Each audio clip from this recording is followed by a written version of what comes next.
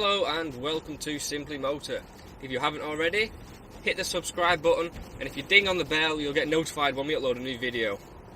Today I'm sat in the Skoda Kodiaq SportLine. This is Skoda's large 7-seat SUV, yet it's fitted with a small 1.4 TSI engine. How will the two match? Time to find out in an episode of 3 Good, 3 Bad.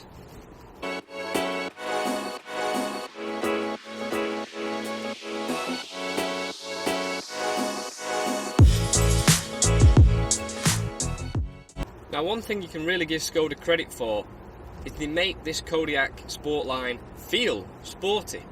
I mean, this interior for one, there are lashings of Alcantara everywhere.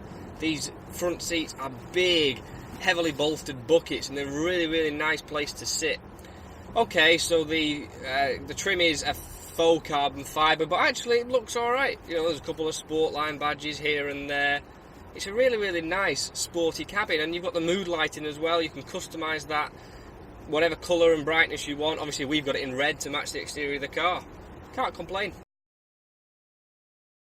Now, for those of you who haven't seen a Skoda Kodiaq in the flesh, it is massive. But the good thing about that is it translates to plenty of interior space.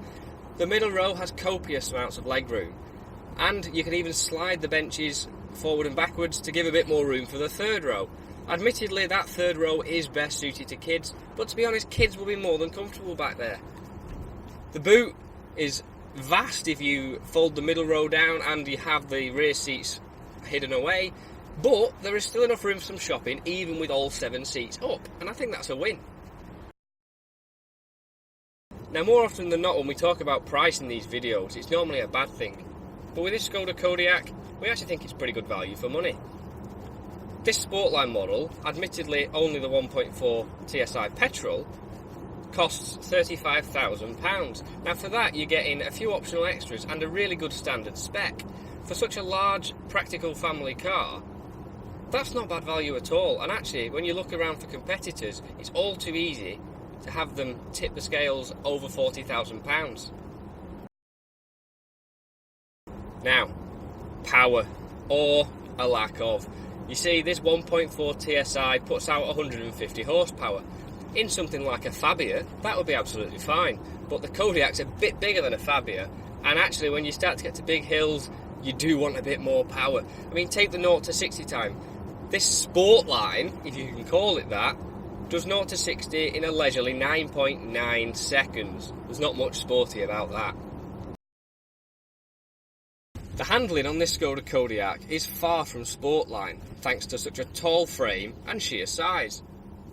Now, the front seat passengers are okay because they've got these heavily bolstered, really supportive bucket seats. People in the back don't have that luxury. So basically, if you're going to drive this car like Ken Block, I'd suggest you only do it when there's people in the front, because otherwise you're going to end up with a Skoda Kodiaq that's full of vomit. Well, nobody wants that, do they? Now, this Kodiaq features a push-start system, so ordinarily what you'd expect is a nice illuminated button somewhere on the centre console. I'll save you the time of looking, it's not there in the Kodiaq. What Skoda has done is they've shoved a plastic button on the steering column where the key normally goes. Okay, so it's still a bit more convenient, but it just takes the entire theatre out of having a push-start system. I just don't understand why they've done it.